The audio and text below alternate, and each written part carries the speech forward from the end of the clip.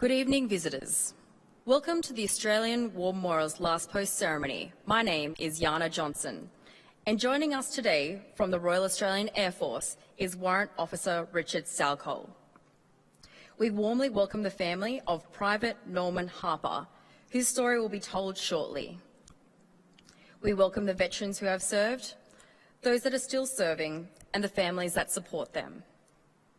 We acknowledge the members of RSL and Services Clubs Association, RSL Victoria and RSL Queensland who are watching the broadcast of this ceremony across Australia. During the ceremony, wreaths will be laid at the base of the pool of reflection by family and visitors. Please stand and join in singing the national anthem.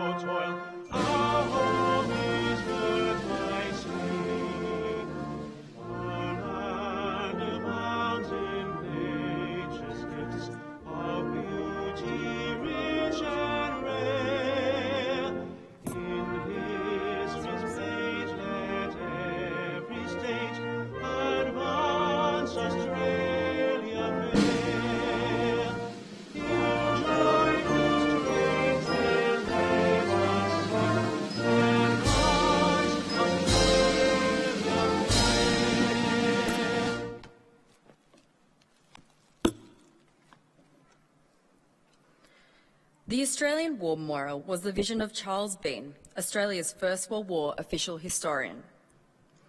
Bean landed with the Australian troops on Gallipoli and stayed with them at the front through to the end of the war. The idea of this national memorial and museum came to him at Pozières, France, in the depths of the bloody fighting of 1916. Bean's idea was that this would be a place where families and friends could mourn loved ones buried in faraway places. It would also be a place that could help all Australians understand what these men and women had endured and what they had done for us. Bean's vision, to which we remain true, is best expressed as inscribed in the entrance to the memorial's galleries. Here is their spirit, in the heart of the land they loved, and here we guard their record, which they themselves made. Tonight, we'll read the story behind just one of those on the Roll of Honour, which lists the names of more than 102,000 men and women who have given their lives for us in war and operations for more than a century. But first we present a lament, Flowers of the Forest. Wreaths and floral tributes will now be laid at the base of the pool of reflection.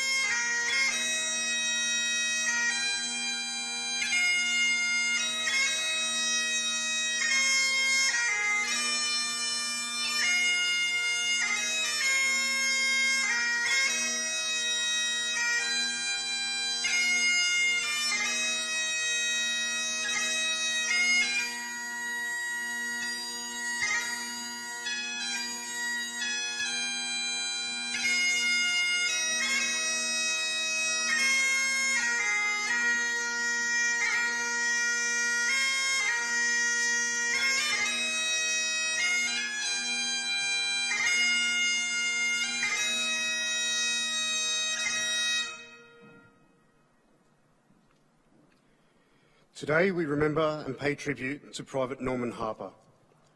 Norman Harper was born in 1894 in Dubbo, New South Wales, one of 10 children born to James Harper, a jockey, and his wife, Margaret, of Geary, New South Wales. When Norman was 6 years old, his father died, aged just 38. Norman attended Geary Public School and later worked as a farmhand. He and his brothers, Alexander and Archibald, enlisted together in the Australian Imperial Force on New Year's Day, 1916, receiving consecutive service numbers. All three brothers were posted to the 2nd Reinforcements to the 54th Battalion. They spent some time undergoing training at Dubbo's military camp, and in May 1916 they embarked on the troop ship Ceramic, bound for Egypt. The 54th Battalion was one of the units raised after the Gallipoli campaign as part of the doubling of the AIF. The Harper brothers were soon sent from Egypt to England, with the rest of the reinforcements for further training. Archibald was detained following disciplinary action, and a month later, Norman and Alexander sailed for France. Having missed the 54th's participation in the disastrous attack on Fromelles, the two brothers joined their unit in September. After a brief stint in hospital, Norman rejoined the unit in time for the bitter winter of 1916-17, the coldest Europe had encountered for 40 years. The battalion spent the early part of 1917 training and taking part in operations in and out of the front lines in France. In May, it received orders to march to the Allied advance eastward following the German retreat to the Hindenburg Line. Here, the 54th Battalion went into the front line at Norel.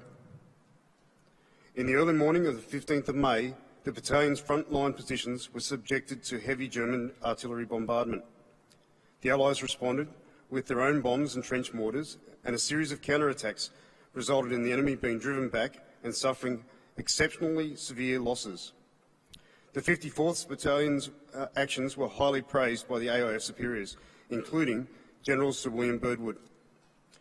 Private Norman Harper was among the 61 men of the 54th Battalion who were killed. Today, he is commemorated at Villers-Bretonneux in France and on the memorial to those who have died in the war but have no known grave. Less than 5 months later, his brother Alexander was killed in action. At home, the Dubbo Liberal and Macquarie Advocate celebrated Norman's kindly disposition and sterling qualities, and the family later placed a poem in the paper, in loving memory. We know that you died for freedom, to save our land from shame, to rescue a periled nation, and we gave you a deathless fame. No matter how we mourn you, no matter how we call, there is nothing left to answer but your photo on the wall. And Christ shall link the broken chain still closer when we meet again. Norman Harper's name is listed on the Roll of Honour to my right, along with more than 60,000 others from the First World War. His photograph is displayed today beside the pool of reflection. This is but one of many stories of service and sacrifice told here at the Australian War Memorial. We now remember Private Norman Harper, who gave his life for us, for our freedoms, and in the hope of a better world.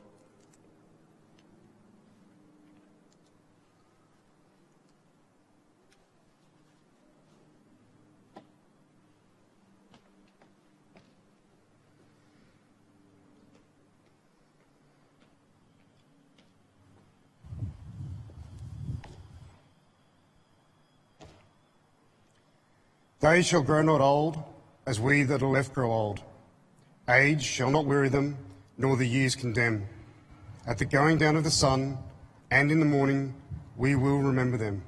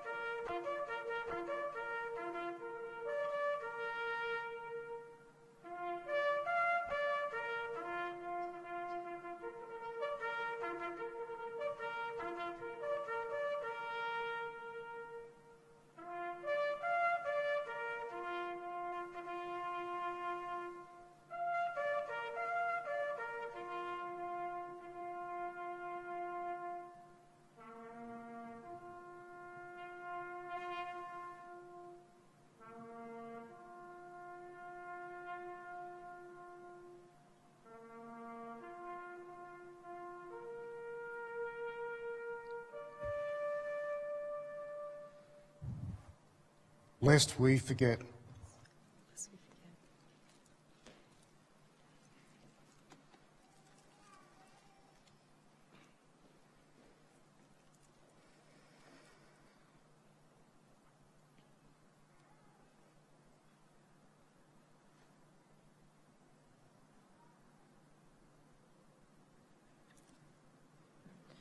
We leave you this evening with the words of the memorial's founder, Charles Bean.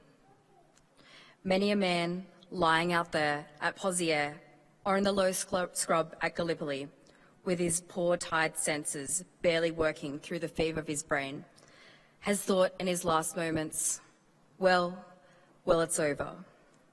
But in Australia, they'll be proud of this. Ladies and gentlemen, that concludes the last post ceremony. Thank you for visiting the Australian War Memorial, and good evening.